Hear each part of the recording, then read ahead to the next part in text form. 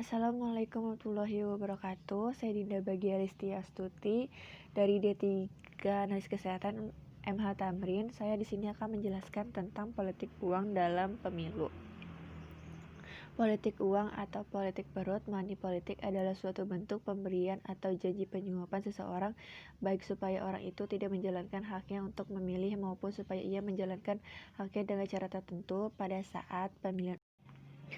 Memperhatikan kondisi yang berkembang saat praktik politik uang pada saat pemilu: 1. Presiden, 2. Gubernur, 3. Bupati, 4. Calon legislatif, 5. Kepala desa. Sering terjadi politik uang dikemas dalam berbagai bentuk seperti pemberian hadiah, pembagian kupon, dan sumbangan. Politik uang sudah melekat dengan masyarakat. Pemilihan umum, disebut juga pemilu, merupakan salah satu cara dalam sistem demokrasi untuk memiliki wakil-wakil rakyat yang akan duduk di lembaga perwakilan rakyat, serta salah satu bentuk pemenuhan hak asasi warga negara di bidang politik.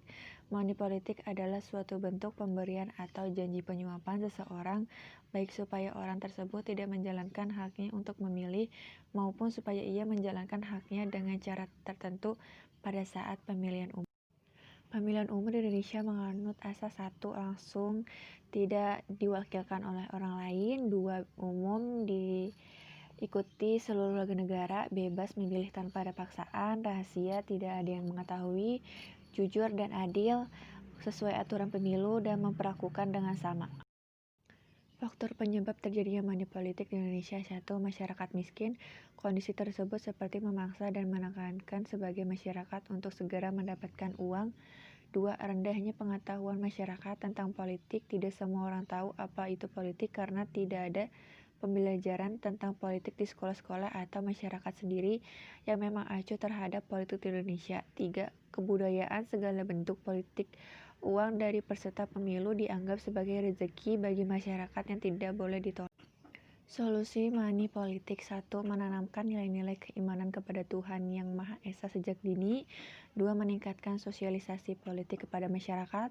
3. Mengubah budaya masyarakat menjadi budaya yang disiplin, kerja keras, dan optimis. Yang keempat, mengedepankan agama dan etika. Kesimpulan dari contoh kasus di atas dapat disimpulkan bahwa praktik demokrasi pada pemilihan umum banyak dihiasi dengan praktik kecurangan yang seakan-akan mudah mendarah daging pada masyarakat kita, seperti money politik untuk membeli suara masyarakat. Masyarakat tidak bisa mandiri atau jernih untuk memberikan hak milihnya dalam pemilu, dan money politik ini sangat bersimpangan dengan etika dan norma agama yang berlaku. Sekian, terima kasih. Apabila ada kesalahan, mohon maaf. Wassalamualaikum warahmatullahi wabarakatuh.